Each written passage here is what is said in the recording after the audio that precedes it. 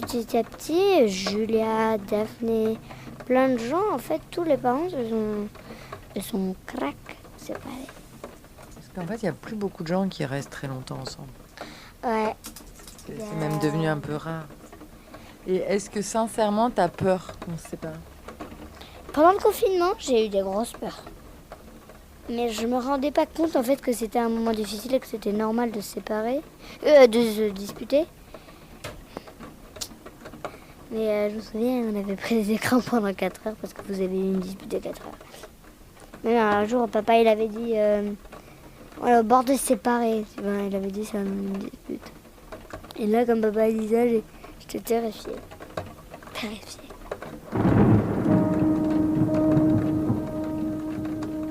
Quand ma fille de 10 ans me confie ce genre d'angoisse, évidemment, j'essaye de la rassurer. Je lui dis, t'en fais pas, tu sais, c'est la vie d'avoir des disputes quand on s'aime. Avec ton papa, ça fait 15 ans que ça dure et on n'a pas envie que ça s'arrête. Pourquoi tu la transvases ? Mais je ne lui dis pas tout. Je ne lui dis pas que moi aussi, j'ai eu très peur pendant le confinement, que j'ai de plus en plus l'impression d'appartenir à une espèce en voie d'extinction, menacée par une méchante épidémie de divorce. Que souvent, je me demande si on sera épargnés.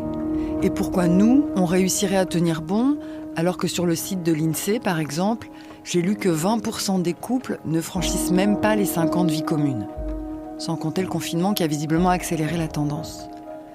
Tout ça me stresse tellement que je suis incapable d'y réfléchir calmement. Je préfère cliquer sur 10 astuces pour entretenir la flamme, des tutos à base de communication non violente ou de massage tantrique à l'huile parfumée. Mais est-ce qu'au fond, je ne ferais pas mieux d'intégrer la forte probabilité d'une séparation, de regarder en face les statistiques et de commencer à me constituer un petit guide de survie, au cas où, on ne sait jamais.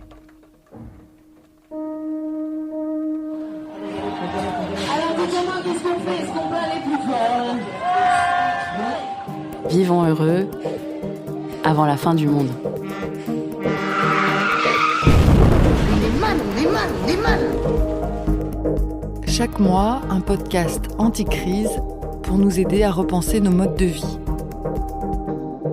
Une proposition de Delphine Saltel, réalisée par Arnaud Forest et produite par Arte Radio. 9e épisode. Comment bien se séparer. Première partie. Les nouvelles règles du jeu.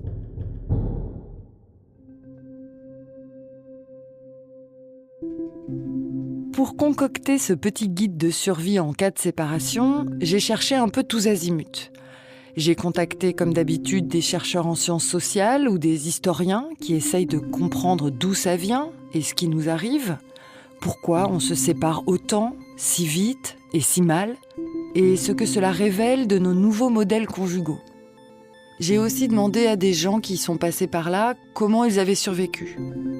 Je me suis même incrustée dans un centre de médiation familiale pour écouter des ménages en plein divorce et les professionnels qui les accompagnent. J'ai vite compris que ça allait prendre plusieurs épisodes et qu'il faudrait procéder par étapes. Alors, pour commencer, je vais essayer de déblayer un peu le terrain autour de nos idéaux collectifs. Le couple stable, l'amour toujours, ce qu'on en attend, ce qu'on y projette. Parce que c'est pas si clair que ça dans nos têtes. Surtout quand on est comme moi dans le moule hétéro-monogame avec enfant. Si on persiste à voir la séparation comme un échec, une catastrophe, alors que ça arrive tout le temps, chez à peu près tout le monde, c'est bien qu'il doit y avoir un malentendu quelque part sur les aspirations, les normes, les valeurs communes. Et est-ce que c'est pas pour ça, au fond, qu'on foire autant nos histoires, et nos séparations aussi, du coup ? Au lieu de se culpabiliser chacun dans notre petit coin, on pourrait déjà se formuler plus clairement les nouvelles règles du jeu qui organisent nos vies amoureuses et familiales. Parce qu'elles sont encore implicites, ces règles, et qu'il faut les décortiquer. Voir de quel héritage historique elles découlent, dans quelles contradictions elles nous placent, et la grosse pression qu'elles nous mettent. Parce que si un jour il faut en venir, hélas, à partager les meubles ou à mettre les enfants en garde alternée, ça pourra peut-être nous aider à limiter la casse et à faire moins peur aux petites filles. Mais ce que je trouve vraiment horrible pour les enfants, quand c'est pas de la naissance en fait, c'est qu'ils ont vu leur famille et maintenant c'est plus... Ils ont formé une famille pendant toute leur vie et là, chacun part de son côté et là, tout se sépare en fait. Ça se casse la famille.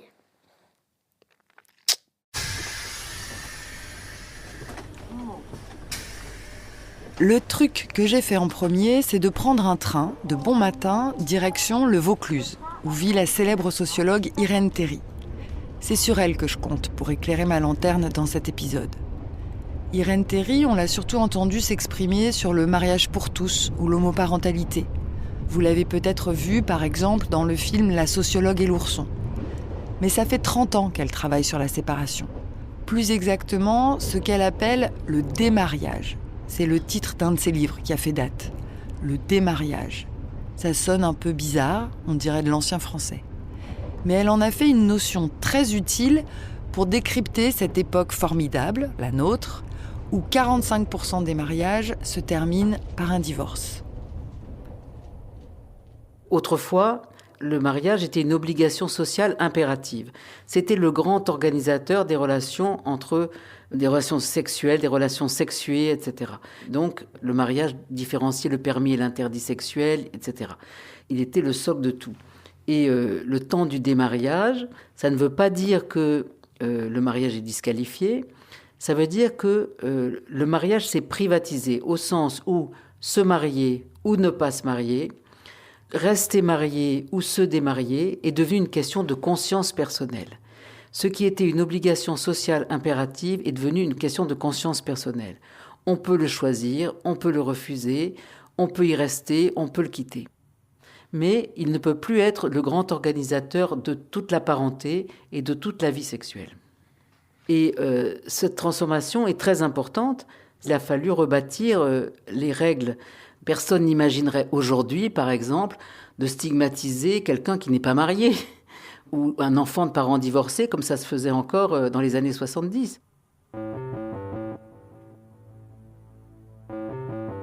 Alors le temps du démariage, aujourd'hui, on baigne dedans. Célibat, pax, mariage, union libre, concubinage, on fait ce qu'on veut, comme on veut, et surtout, on se sépare quand on veut. Sans que les institutions, la société ou la religion ne viennent plus fourrer leur nez dans nos affaires. Ça nous semble totalement normal, cette liberté. Et c'est pas mal, je trouve, qu'Irène Théry commence par nous rappeler qu'elle n'a pas toujours existé. Loin de là. L'ancien modèle, on va dire, le modèle matrimonial du Code Napoléon, la règle, c'est l'indissolubilité du mariage, assurer la pérennité des relations. Et avec tous les problèmes allant avec cette indissolubilité du mariage, une fois qu'on était dans les liens du mariage, on était installés, quoi. Mais ils avaient aussi le joug conjugal, c'est-à-dire une fois qu'ils avaient bien attaché le joug, au sens de celui qu'on met au bœuf devant la charrue, s'ils ne s'aimaient plus, s'il y en avait un qui brutalisait l'autre, s'il y avait des tromperies, voilà, il fallait subir tout ça. Et on ne pouvait pas se séparer, aussi, à la fois pour des raisons morales, des raisons sociales, mais aussi parce que matériellement, comment on fait quand le principe, c'est qu'il y a des rôles masculins et des rôles féminins qui sont complémentaires. Est-ce que l'homme pouvait s'occuper de garder les enfants et s'occuper des enfants tout seul? Non. Est-ce que la femme pouvait se mettre du jour au lendemain à avoir un métier? Vous voyez, donc, tout conspirait pour que les gens soient obligés de rester ensemble, malheureusement. Donc, tout ça, ça dessine une période tout à fait exceptionnelle au regard de l'histoire longue.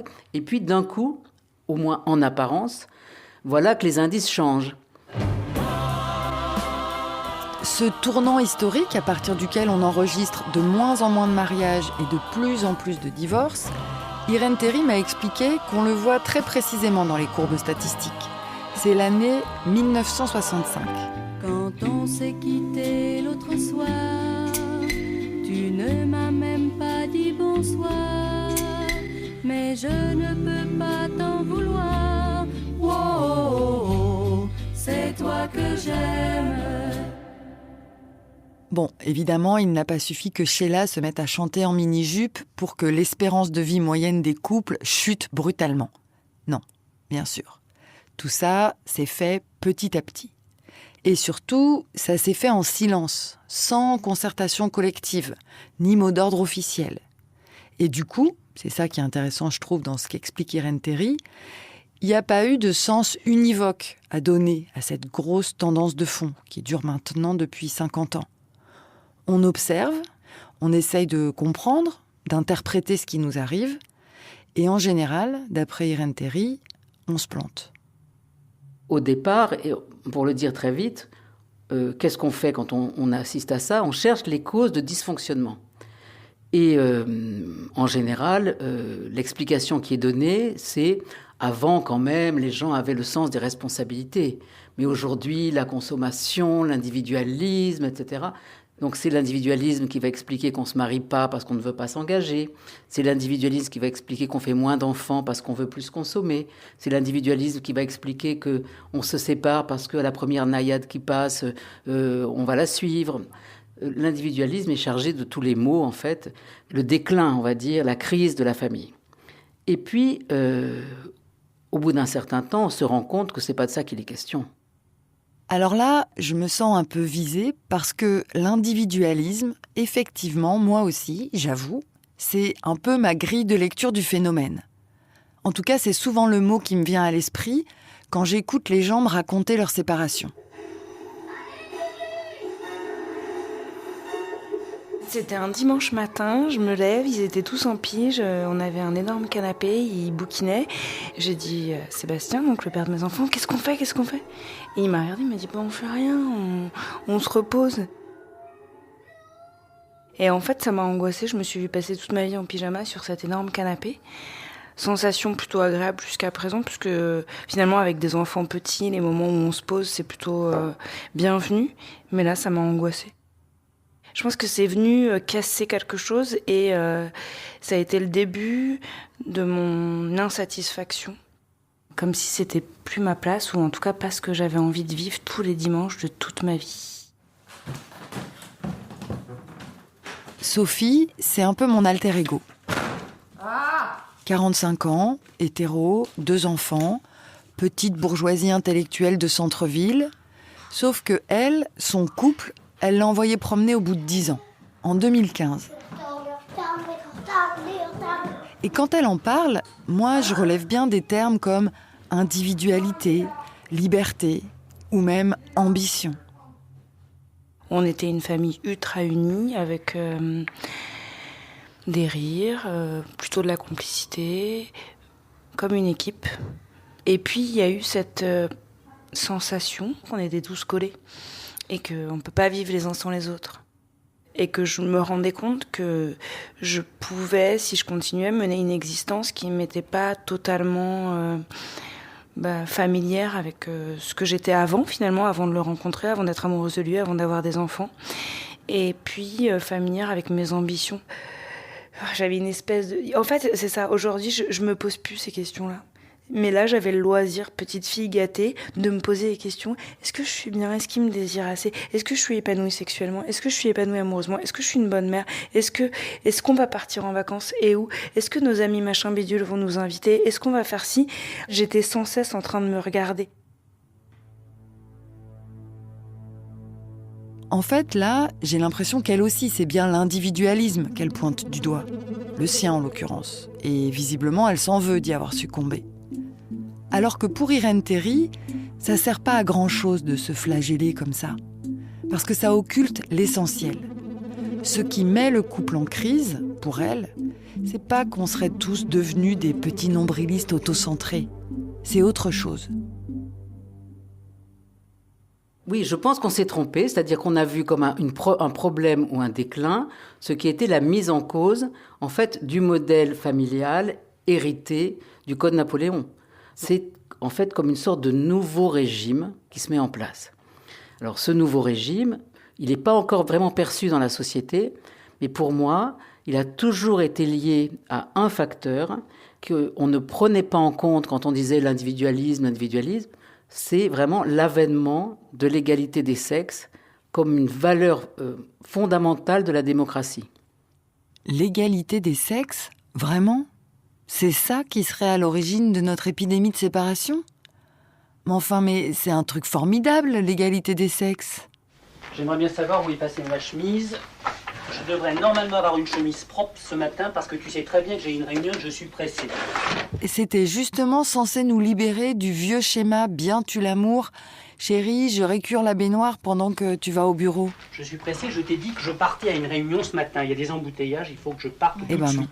Alors, si j'ai C'est pas de chemise beaucoup, propre, beaucoup je peux plus pas aller à ma compliqué. réunion. Je peux pas y aller Tu encore pouvais pas aujourd'hui. la préparer hier soir, ta chemise.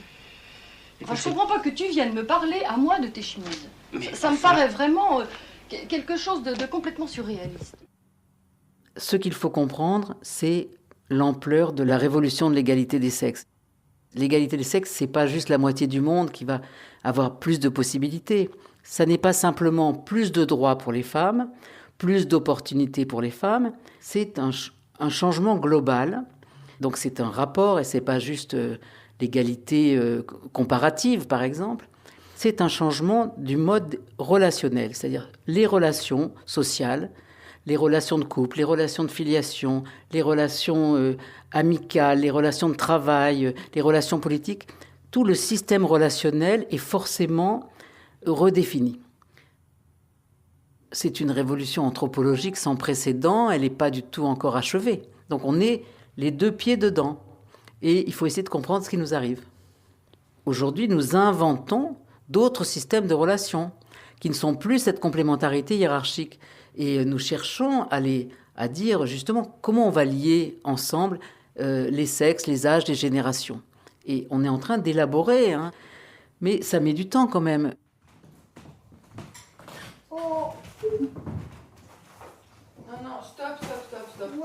Petit à petit, ça s'éclaire. Si je comprends bien ce qu'elle nous dit là, Irène Théry, on traverserait actuellement une espèce de phase expérimentale du couple égalitaire, où tout est encore fragile. Et c'est ça qui favorise les ruptures, comme sur un chantier ou dans un laboratoire de recherche. Ça peut péter à tout moment. Et ben voilà, ça te plaît ou ça te plaît pas, mais comprends-moi, voilà, ça peut ne pas te plaire, ça peut... Je te parlais même pas de ça.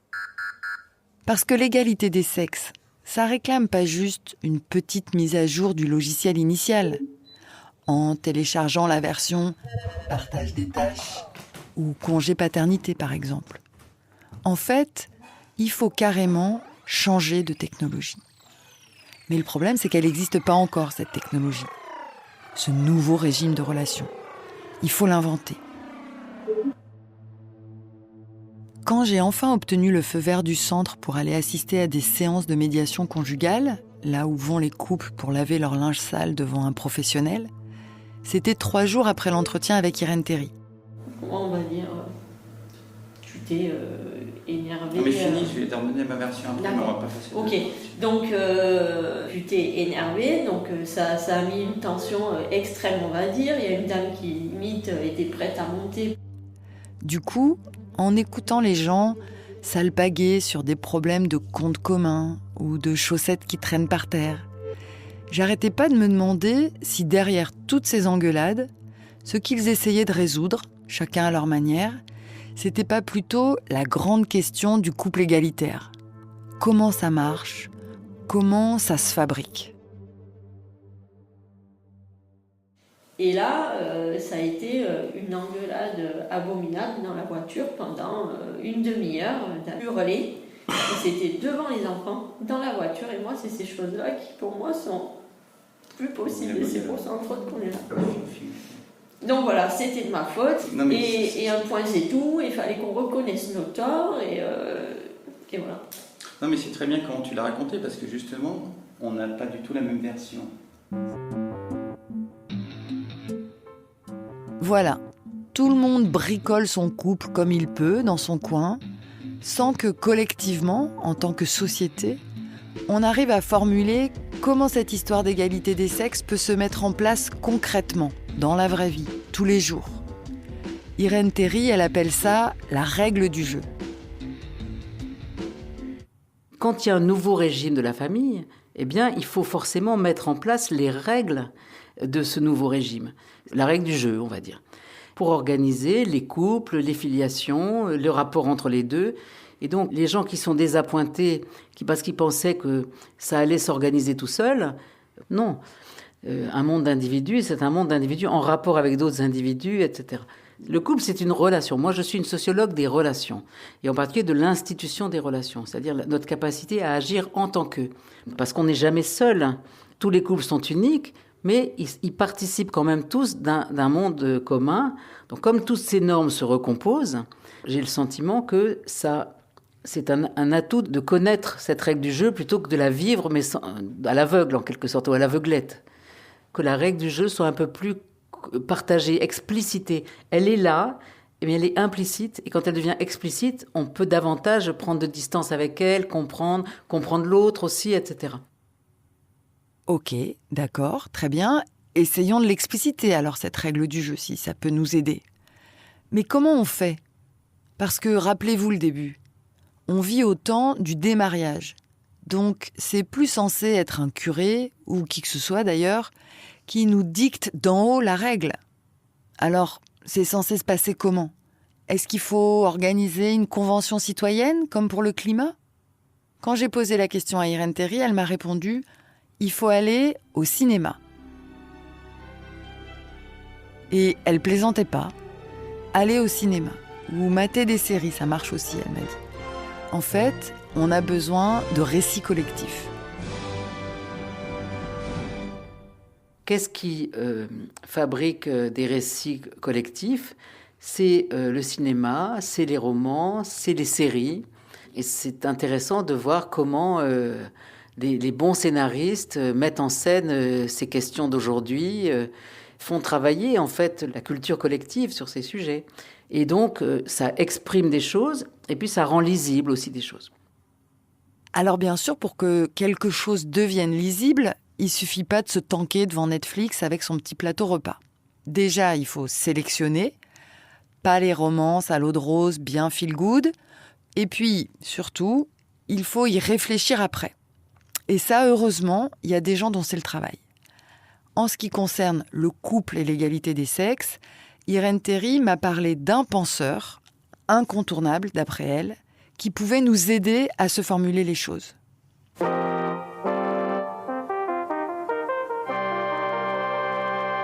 Our guest today is Stanley Cavell, who is Professor Emeritus of Philosophy at Harvard University. Stanley Cavell. All the great philosophers have their answer to it. It winds up. C'est le monsieur avec le gros accent américain, là. Philosophe américain, professeur, spécialiste de Emerson et du cinéma hollywoodien. A priori, rien à voir avec le couple et l'égalité des sexes. Mais il a écrit un livre qui, pour Irène Théry, a été un déclic. À la recherche du bonheur, Hollywood et la comédie du remariage, qui a été publié en 1993 en France. Alors pourquoi ce livre est extraordinaire ? Quel rapport ça peut avoir, comédie du remariage, égalité ? Et il l'explique très clairement à partir d'une réflexion sur le cinéma. Et donc, il se dit, à Hollywood, dans les années 30 et 40, il s'est vraiment passé quelque chose. Et ce quelque chose est lié à l'avènement du cinéma parlant. Et en particulier au fait que les femmes parlent, c'est-à-dire les femmes deviennent des interlocutrices des hommes. Elles ne sont pas juste énamourées à attendre le prince charmant. Il y a beaucoup de conversations et quelquefois de débats et de discussions assez fortes, puisque le sujet de ces comédies, ça n'est pas comme la comédie traditionnelle, cet homme et cette femme dont nous comprenons très vite qu'ils sont tombés amoureux l'un de l'autre, vont-ils finalement, à la dernière scène du film, s'embrasser ? Ce qu'il remarque, c'est que ces comédies-là mettent en scène une toute autre question. Ce couple existe, et la question qui lui est posée, c'est ce couple divorcera-t-il ? Et s'il divorce, restera-t-il divorcé ? Now, please listen to me. You certainly can't think that I did that intentionally. Well, if I could think, I'd have run when I saw you. No, but if you'd only wait while I explain, I just gave you my first off. Les comédies de remariage de ces années-là, Torn your coat. je connaissais pas trop. Alors j'en ai téléchargé sur Internet. Des classiques, L'impossible Monsieur Bébé de Howard Hawks ou Indiscrétion de George Cukor. Et je pensais pas, mais je me suis régalée. Il y a Katharine Hepburn et Cary Grant qui se balancent tout le temps des vannes bien senties. Ils sont intelligents, tirés à 4 épingles, ça s'enchaîne, c'est drôle, et à la fin, ils se rabibochent. Mais du coup, je me suis un peu demandé ce que ces vieux films en noir et blanc avaient à voir avec notre couple égalitaire des années 2020. Alors, quelle est la thèse générale de Cavell d'un point de vue sociologique ? C'est qu'avec l'avènement de l'égalité des sexes, les femmes deviennent vraiment des interlocutrices des hommes. Que le grand changement de l'égalité, c'est ça. On passe d'un idéal d'un couple fusionnel sous l'autorité du mari à l'idée que l'idéal du couple égalitaire, c'est un duo. Dans un duo, il faut 2 voix différentes pour le chanter. L'idéal du couple duo, c'est que chacun des membres ait de l'oreille pour la voix de l'autre. Oh, really? Oh, it's just no bone. Where are you going? I'm going to take a shower. Oh, Susan, don't leave me here like this! Don't be impatient, David. We'll talk it over after I've finished. Everything's going to be all right. Everything's going to be all right. Oh, certainly, everything's going to be... Ce changement majeur, qu'on peut appeler donc l'avènement d'un mariage conversation, si on veut, dès la formation du couple, il sait que son histoire n'est pas à un moment assuré, on ne va pas se caser, voilà. L'enjeu, c'est de continuer la conversation. Ça veut dire que le risque de la parole, on le prend, parce que si on se parle vraiment, c'est ça. C'est un art de la conversation, mais ça doit être aussi un art de la dispute. On change quand même d'idéal. D'accord, je vois déjà un peu mieux le rapport avec aujourd'hui. Et effectivement, le changement d'idéal, on peut assez bien le retrouver là, dans les séances du centre de médiation conjugale. Si je peux le dire honnêtement, en direct, combien de fois je comprends juste pas ce que tu dis. Sauf qu'on est très loin d'Hollywood. On est au nord de Paris, dans le 19e arrondissement, près de la porte de la Villette. Et les gens, en essayant de former un couple conversation, ce qu'ils ont l'air de comprendre surtout, c'est que c'est hyper difficile d'être à la hauteur de cet idéal. Non mais écoute, je te dis ce que je pense. Tu devrais penser des fois à la formulation des choses. C'est pas de la politesse, mais y réfléchir 2 fois avant. Parce que là, je ne comprends... Non mais si tu n'avais pas reposé la question, je ne comprenais pas ce que tu disais. Non mais j'allais l'expliquer. Hein. Alors, oui, mais sauf que c'est au quotidien. Attendez, excusez-moi. Non, justement, faisons un arrêt là-dessus. Parce que, du coup, qu'est-ce que vous aviez compris ?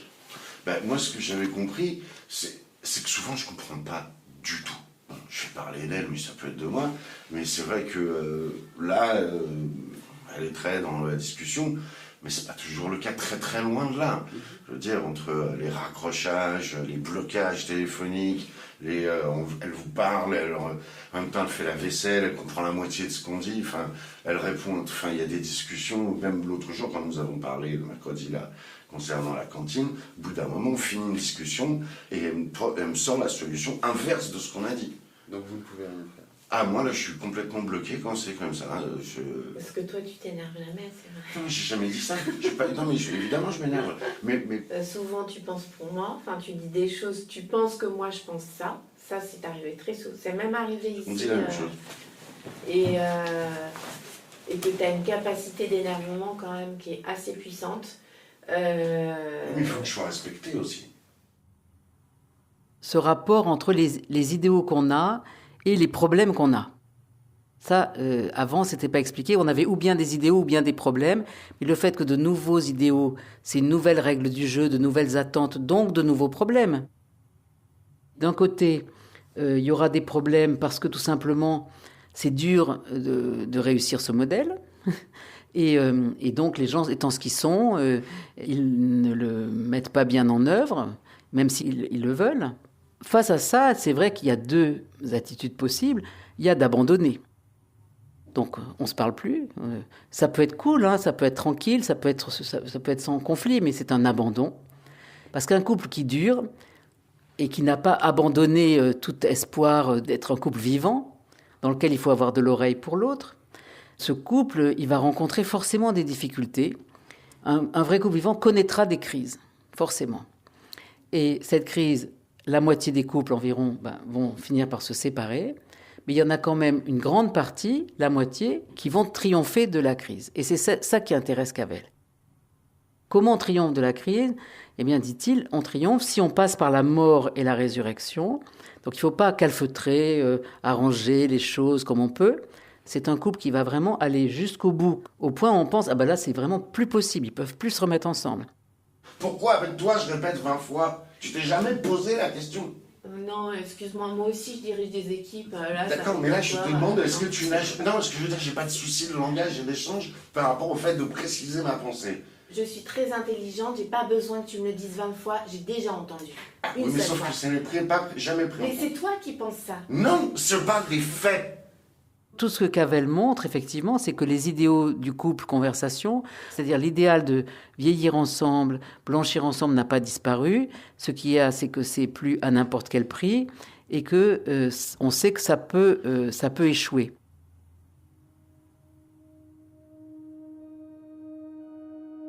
Ce que j'aime bien dans la vision de Stanley Cavell, c'est qu'elle renverse complètement le regard qu'on a tendance à porter d'habitude sur les couples en séparation.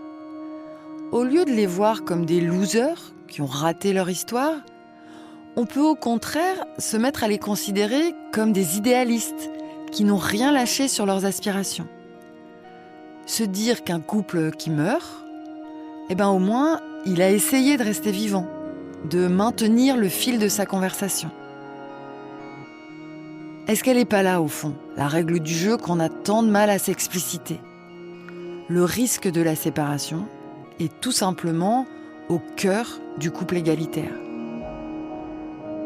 Ce n'est pas l'échec de la relation, mais sa condition même, ce qui en fait la valeur, le sel. Et si on l'acceptait enfin, on se sentirait peut-être moins nul et moins coupable au moment d'appuyer sur stop.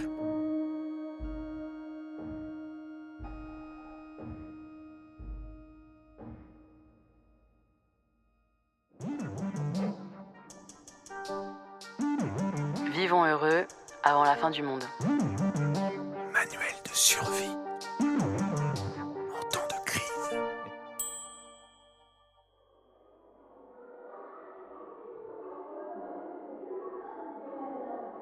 C'est vrai que je me souviens de mes passages dans les supermarchés où j'avais les larmes qui coulaient et je me disais faut que j'achète du beurre et puis quoi d'autre, et puis je passais des heures et puis c'était assez atroce. Ça et aller chercher les enfants à l'école. Et je me disais, les autres parents, ils doivent voir que je me suis séparée, c'est horrible. Et donc, je me faisais tout un film de la sortie d'école et des courses. Je vivais des espèces d'enfers internes, de déclassement social, d'une honte d'avoir foiré l'exercice, d'avoir raté ma vie, parce que je pensais que ma vie, ça serait pas la séparation. Dire je suis séparée, j'arrivais pas à le dire, donc je fuyais les soirées, je fuyais les couples, toute cette espèce de réseau secondaire qu'on a, parce que je voulais pas dire aux gens ils sont séparés. Enfin, ils sont séparés, on est séparés, enfin bref. C'était horrible. Je sais pas pourquoi, alors que... parce que si je sais, je pense que le modèle que j'ai construit, il correspondait à ce que aspire la société pour chacun d'entre nous, c'est-à-dire la petite famille qui va bien avec les deux enfants, le papa et la maman. Et donc c'était à la fois je me suis trahie et j'ai trahi le contrat social. Je pense que j'avais l'impression que je faisais du mal à l'humanité finalement. Elle y va pas avec le dos de la cuillère là, Sophie. Mais je me demande ce qu'elle est si culpabilisée d'avoir raté au bout du compte. Le modèle du couple conversation ? Ou plutôt celui de la petite famille qui va bien, comme elle dit. Pauline, il y a des choses à ranger là-bas. Parce que c'est pas du tout la même chose. Et ça aussi, c'est un gros angle mort de notre idéal. Il nous expose au risque permanent d'une séparation. Ça, d'accord, très bien, on commence à comprendre. Mais du coup, dans la vie, c'est pas trop conciliable avec le cocon parental stable de nos rêves. Celui qui fleure bon le poulet du dimanche et qui rassure les enfants. Il y a ton cartable à faire, là c'est pas l'heure du tout de lire le complexe. Gloria, est-ce que tu peux venir ranger ton juste au corps, ton tutu, tout ça qui est ici par terre là? Il y a une autonomisation des enjeux du couple par rapport aux enjeux de famille. Alors qu'avant, quand on se mariait, on devenait des parents. Hein, il y avait même des couples, les gens s'appelaient papa, maman. Alors qu'aujourd'hui, les couples sont considérés très importants de ne pas tout rassembler sous l'égide de la parentalité. Celui de papa, il en avait un bon modèle. Ce couple autonomisé des enjeux de filiation, donc il essaye de mener sa vie de couple. Donc, essayons de voir le système d'attente dans lequel on est. Et forcément, les dilemmes et les conflits dans lesquels il nous met, pour s'arranger entre le couple, les enfants, le temps qui passe, les problèmes. Pauline et Gloria, vous brossez les dents?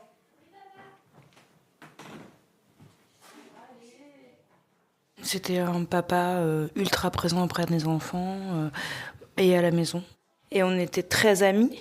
Et je me suis questionnée et je me suis dit peut-être qu'effectivement j'ai construit d'abord une famille plutôt qu'un couple. Et ma famille, elle était hyper aboutie, mon couple peut-être un peu moins. Et je me suis retrouvée étouffée dans le modèle que j'ai construit. C'est-à-dire qu'en plus j'étais mon propre bâtisseur de ma perte, mais c'est souvent le cas, je pense. En y réfléchissant, on avait cette espèce d'homogamie, on était aussi entourés par des couples avec 2 enfants. On était tous pareils.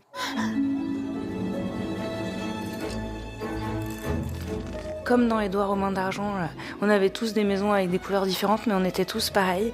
Et il y a un moment où je pense qu'on s'induit et on s'enduit les uns des autres de tout ça, sans s'autoriser à se confier sur l'état de nos familles et de nos couples.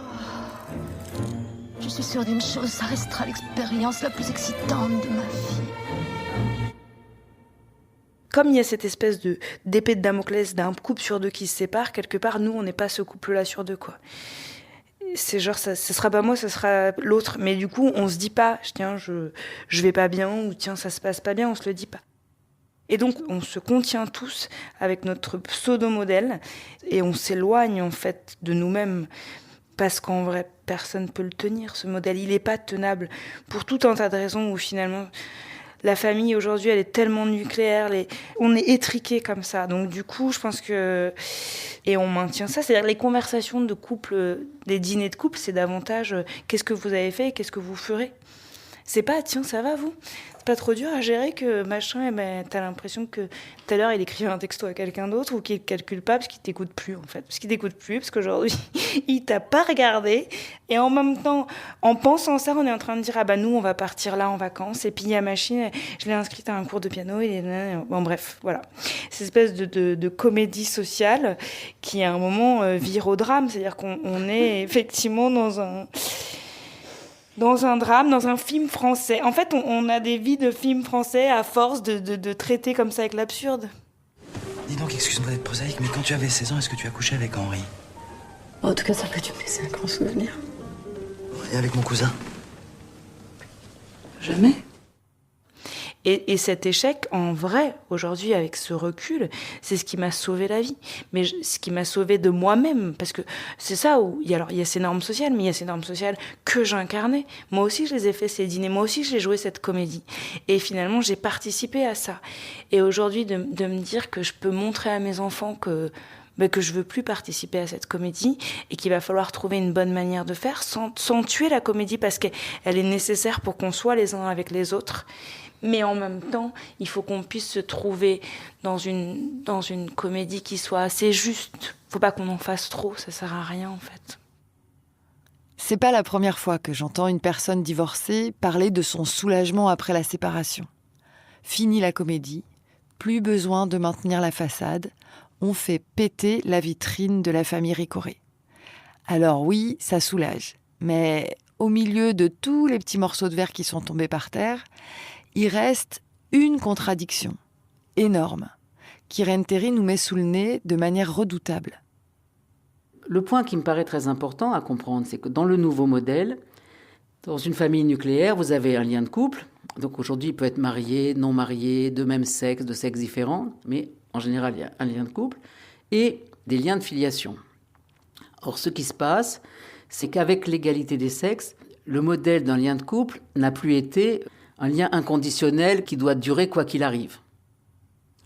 Ce qu'on voit moins, c'est que notre besoin de sécurité, d'inconditionnalité, d'indissolubilité n'a pas disparu pour autant. Il s'est déplacé sur le lien de filiation. C'est un lien qui est supposé être inconditionnel et indissoluble. On attend d'un parent qu'il aime l'enfant toute la vie, quoi qu'il arrive, beau ou pas, intelligent ou pas, handicapé ou pas, peu importe, c'est notre idéal, cet amour inconditionnel. Donc, on a un lien de filiation qui est idéalement inconditionnel et indissoluble, qui nous donne une sécurité affective énorme. Et ce lien-là, il coexiste avec un lien régi par de toutes autres règles, qui sont que le lien n'est pas inconditionnel. Non, on ne restera pas ensemble quoi qu'il arrive, parce qu'on considère aujourd'hui qu'on ne peut pas enfermer dans un mariage quelqu'un qui n'y est pas heureux, qui ne le souhaite pas, etc.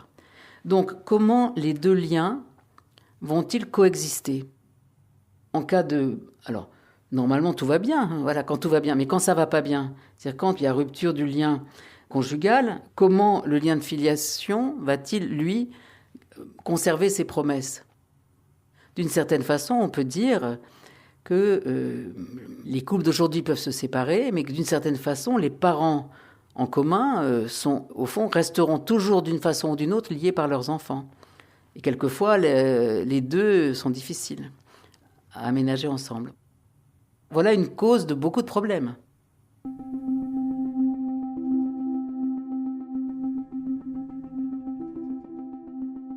Coucou Marthe, est-ce que tu peux me rappeler quand tu as 5 minutes, j'aimerais te parler d'un petit symptôme qu'a Hector là.